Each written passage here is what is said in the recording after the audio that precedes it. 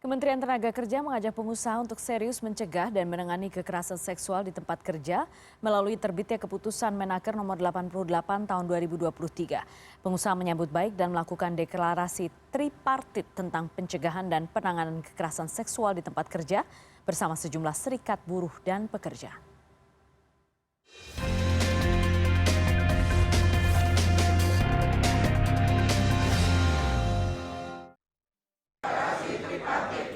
Pencegahan dan penanganan kekerasan seksual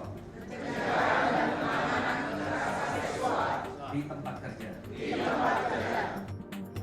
Itulah isi deklarasi yang dibacakan Asosiasi Pengusaha Indonesia bersama sejumlah serikat pekerja dan disaksikan oleh Menteri Ketenagakerjaan Ida Fauziah. Kementerian Ketenagakerjaan mendorong agar dunia usaha dapat dengan serius untuk peduli dalam melakukan pencegahan dan penanganan kekerasan dan pelecehan seksual di tempat kerja demi terciptanya zero tolerance for violence and harassment.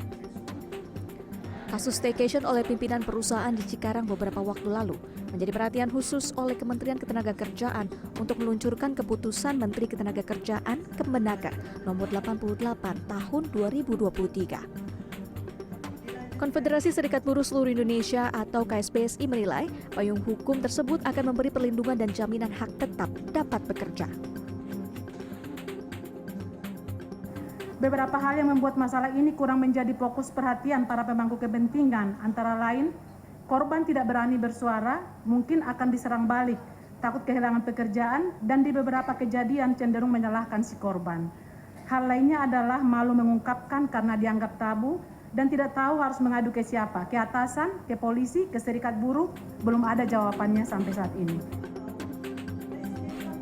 Apindo menyebut survei kekerasan dan pelecehan seksual ILO di 2022 menyebut 70,81% pekerja di Indonesia pernah menjadi korban kekerasan dan pelecehan di dunia kerja. Dan sebanyak 54,81% pelakunya adalah atasan atau rekan kerja di kantor. Hal ini memprihatinkan dan menjadi perhatian Apindo untuk terus mensosialisasikan upaya membuat tempat kerja yang didasari norma dan hukum.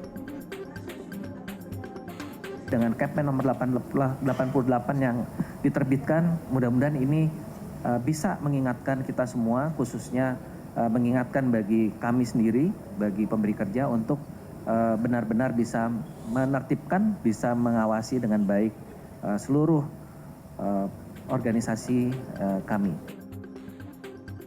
Kemenaker telah melakukan langkah-langkah dalam memberikan perlindungan bagi pekerja atau buruh terhadap kekerasan seksual di tempat kerja. Antara lain, mendorong perusahaan membuat syarat kerja dan mendorong terbentuknya satuan tugas pencegahan dan penanganan kekerasan seksual.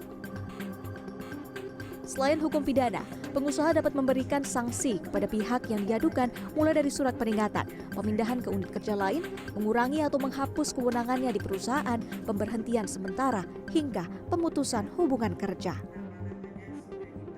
Untuk itulah di peraturan menteri ini kami mengenalkan Satgas. Satgas ini berasal dari pengusaha, pemberi kerja, dari teman-teman serikat pekerja, serikat buruh yang bisa memberikan sanksi kepada siapapun tanpa melihat hierarki dan jabatan pelaku kekerasan seksual itu sendiri. Dan pemerintah juga membuat kanal-kanal aduan yang memastikan bahwa kerahasiaan korban itu bisa dijaga. Semua pihak berharap pedoman dalam Kemenaker ini dapat memberi acuan dalam upaya pencegahan, penanganan dan perlindungan dari segala bentuk kekerasan, serta mewujudkan lingkungan kerja yang kondusif, harmonis, aman dan nyaman di tempat kerja.